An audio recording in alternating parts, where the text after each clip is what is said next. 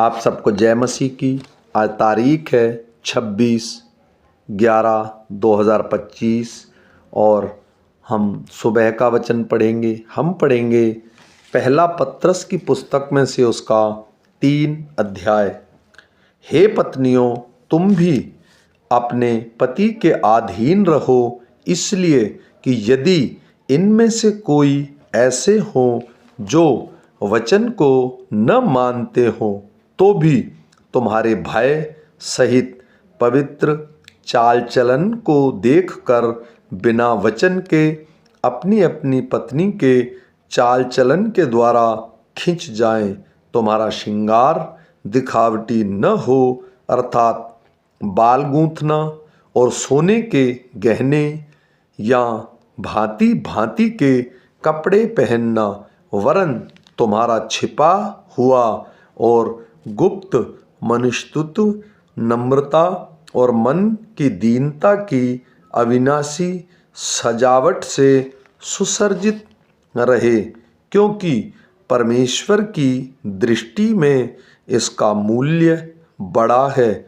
पूर्व काल में पवित्र स्त्रियां भी जो परमेश्वर पर आशा रखती थी, अपने आप को इसी रीति से संवारती और अपने अपने पति के अधीन रहती थी, जैसे सारा अब्राहम की आज्ञा में रहती और उसे स्वामी कहती थी।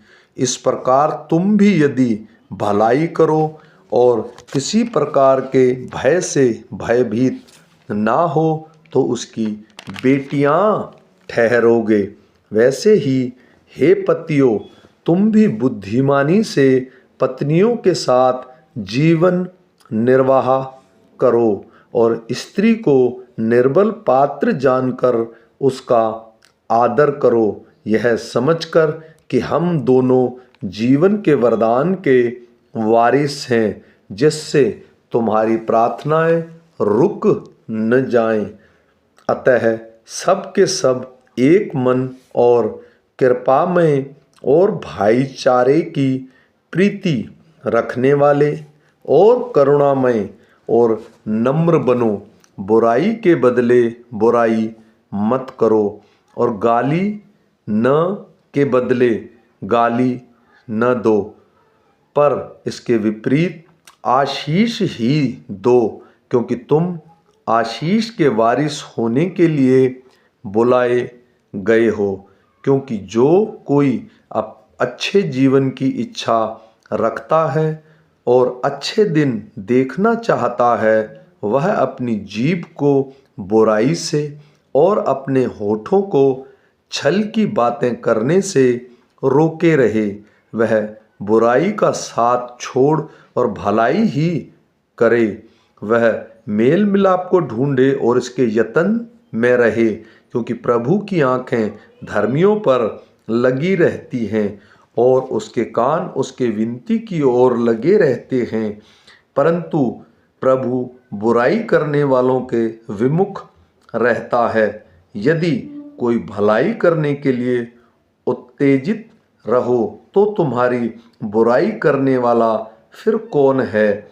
यदि तुम धर्म के कारण दुख भी उठाओ तो धन्य हो, पर लोगों के डराने से मत डरो और न घबराओ, पर मसीह को प्रभु जानकर अपने मन में पवित्र समझो। जो कोई तुमसे तुम्हारी आशा के विषय में कुछ पूछे, उसे उत्तर देने के लिए सर्वदा तैयार रहो, पर नम्रता और भय के साथ, और विवेक भी शुद्ध रखो, इसलिए कि जिन बातों के विषय में तुम्हारी बदनामी होती है, उसके विषय में वे जो मसीह में तुम्हारे अच्छे चाल चलन का अपमान करते हैं लज्जित हो। क्योंकि यदि परमेश्वर की यही इच्छा हो कि तुम भलाई करने के कारण दुख उठाओ, तो यह बुराई करने के कारण दुख उठाने से उत्तम है। इसलिए कि मसीह ने भी अर्थात धर्मियों के लिए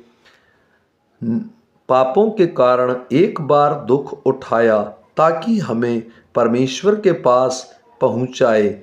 वह शरीर के भाव से तो घात किया गया, पर आत्मा के भाव से जिलाया गया।